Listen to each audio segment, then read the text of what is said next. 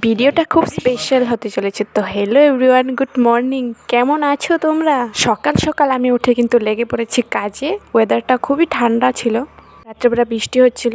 আমার কাজ দেখে তোমরা বুঝতেই পারছো যে আমাদের বাড়িতে আজকে কিছু হতে চলেছে। তো কি হতে চলেছে গেস করো।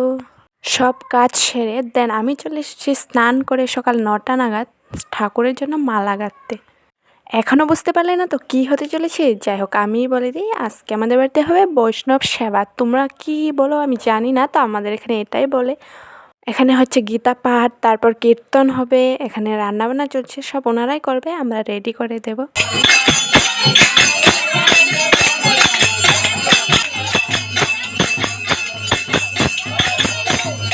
বাচ্চাগুলো কিন্তু খুব সুন্দর কীর্তন করেছে।